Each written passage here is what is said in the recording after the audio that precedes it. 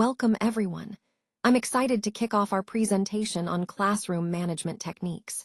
Today, we'll be exploring key strategies such as eliciting responses and effective teacher interventions. Over the next few slides, we'll look at practical ways to create a positive learning environment and manage student behavior effectively. So let's get started. Let's talk about discovery. This is all about greater involvement and genuine engagement. When we focus on discovery, we're encouraging a more interactive and meaningful exchange. Now, what's the result of shifting our approach? It's about asking more questions. Instead of just telling students what they need to know, we're prompting them to think, explore, and contribute. This leads us to the shift. The shift is from simply telling everything to actively eliciting ideas from students. It's about drawing out their language, their information, their thoughts. And this is crucial because it makes learning more dynamic and student-centered. So, what exactly is eliciting? It's the process of intentionally drawing ideas, language, and information from students, rather than just providing it all for them. This approach helps us better understand their thinking and guides their learning more effectively. In essence, eliciting transforms the classroom into a space of shared discovery and active participation. Listening to a lecture is actually way more exciting than just focusing on motivation alone. When we encourage learners to actively listen, we're nudging them to make their own discoveries. This process sparks their thinking, helping them process and internalize the information more deeply. It's not just about passively receiving content. It's about engaging their minds to explore and understand on their own. This active participation turns students into active participants in their learning journey. Instead of just absorbing information, they're involved, questioning, and making connections.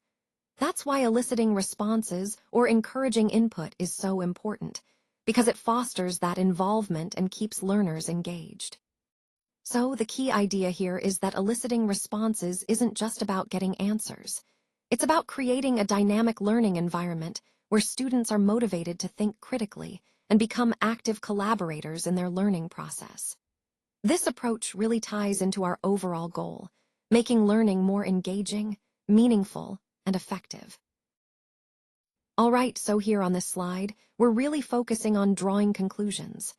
As students, it's important to notice details, hypothesize about what they might mean, and then understand the impact of what we're observing. The key question to ask ourselves is, what's happening here? Instead of just telling someone what to see, I encourage you to ask, what can you see? Where is it? For example, you might look at this picture of a busy street with a cafe and ask, look at this cafe on a busy street. This technique is called the picture power technique. It's all about engaging curiosity and encouraging observation. By asking these questions, we guide ourselves or others to notice details, make inferences, and connect those details to the bigger picture. Remember, the goal is to foster critical thinking through visual clues, rather than just giving information outright. All right, now let's move on to the third step. Wait a bit. Once you've given your students enough time to think, don't rush to answer immediately. Just pause for a moment and let the questions sink in. This little pause encourages more thoughtful responses and shows that you genuinely want to hear their answers. Remember, your tone should sound like you're really interested in what they have to say, so make the wait feel natural and inviting. This patience helps create a more engaging and interactive classroom environment. Let's talk about new learning. When we're asking questions, it's important to focus on those that lead directly to moving forward. These are the questions that prompt reflection on what might have happened or what could be improved. It's essential to ask questions that help us get to actionable insights. At the same time, we want to avoid asking too many hypothetical, what-if questions because they can sometimes lead us down unproductive paths. Keep it simple, focus on what can be observed or what is known, rather than guessing. Remember, you can't know everything, and that's okay. Effective eliciting isn't just about asking questions. It's about asking the right questions that guide the conversation constructively. So, in summary, ask questions that promote progress, keep things straightforward, and stay within the limits of what is known. This approach will help us learn more effectively and move forward with clarity. Let's take a closer look at the concept of learn. Learning is fundamentally about understanding and discovering new things. It's about the curiosity of the person who is inquiring, someone who wants to know more and grow their knowledge. When we think of the teacher's role, it's not just about delivering information, but about guiding that inquiry. This brings us to the core idea of the role of the teacher. It's about exploring assumptions or false beliefs that learners might hold. A good teacher helps reveal contradictions or misconceptions, shining a light on areas that need clarification. Revealing these false assumptions is key because it allows learners to discover the truth for themselves. It's a process of leading learners to uncover knowledge rather than just telling them what to think. The goal here is to foster a sense of curiosity and discovery, encouraging learners to actively participate in their own learning process. That's where the magic happens, through inquiry, through questioning, and through exploration. This approach aligns with the Socratic method, which emphasizes asking the right questions to stimulate critical thinking. So, the overall goal of this approach is to guide learners to learn independently, to think deeply, and to become confident in their own ability to discover answers. By using Socratic questions, we help learners move from simply accepting information to really understanding and internalizing knowledge.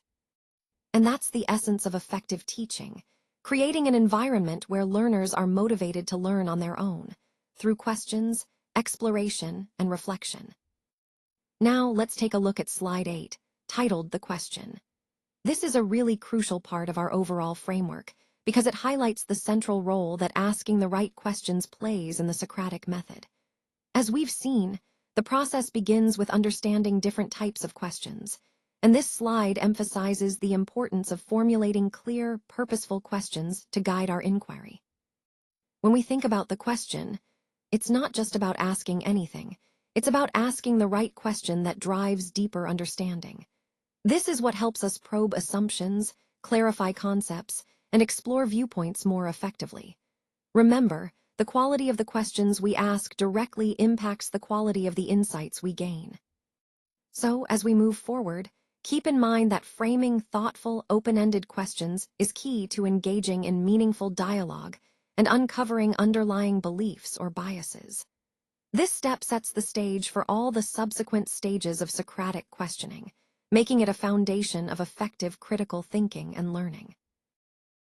So, when we talk about learning, it's really about following a structured path that guides us toward genuine understanding and new skills.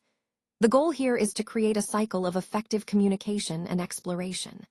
First, we listen carefully to responses, which helps us understand where the learner is and what they need.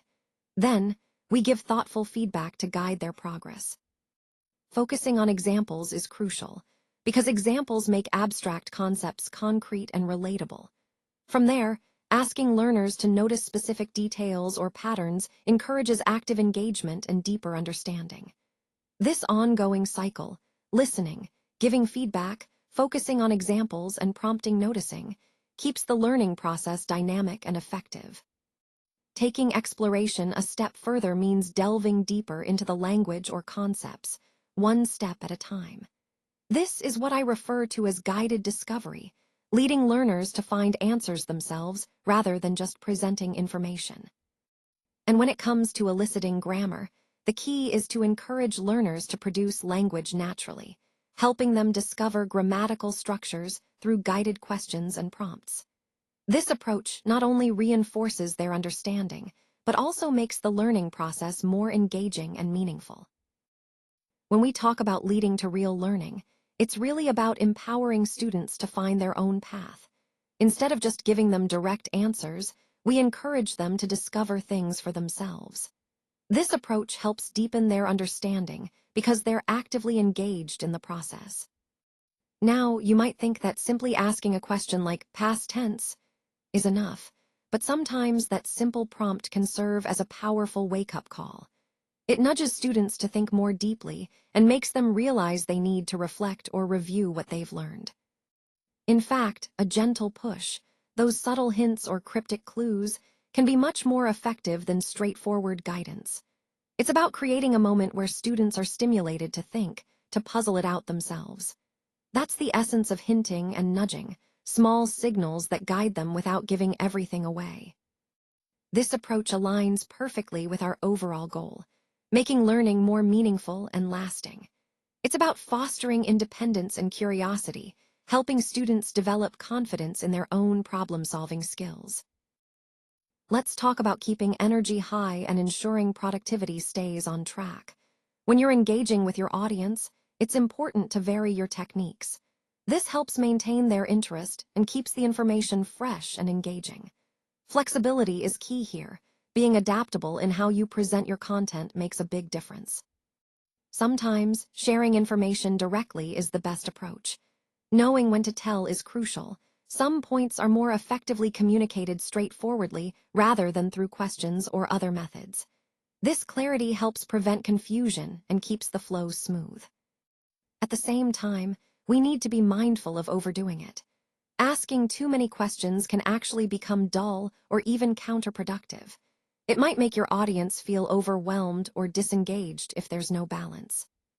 So the key takeaway is balance. Balancing your delivery, your questions, and the amount of direct information you share. Avoid over-eliciting, which means don't push too hard for responses or information all at once. This balance keeps your session lively, focused, and effective, helping you connect better with your audience and achieve your communication goals. Now, let's talk about the chance to tell you. Eliciting is really about giving students the opportunity to share their thoughts and ideas. It's a vital part of encouraging active participation and making learning more engaging. When we say elicit, we're asking ourselves, what can I do to draw out their understanding? Are there things you would never just tell them? Sometimes we might think that simply telling students the answer is easier, but true learning happens when they discover it themselves. This brings us to the final thought on this slide, the limits of our teaching methods. Do you agree that eliciting takes more time? Some argue it's faster to just tell students the information, skipping the process of discovery. But the question is, does speed outweigh the value of deeper understanding? That leads us to the speed debate. Is quick delivery more effective, or does taking the time to elicit lead to better retention and engagement? It's something worth reflecting on. How can we balance efficiency with meaningful learning? Finally, I want to highlight the importance of reflection and discussion. These moments allow us to evaluate what works best in our teaching approach, ensuring that we're not just rushing through content, but actually fostering critical thinking and connection. Remember, eliciting isn't just a technique. It's about creating a classroom environment where students feel heard, valued, and motivated to learn.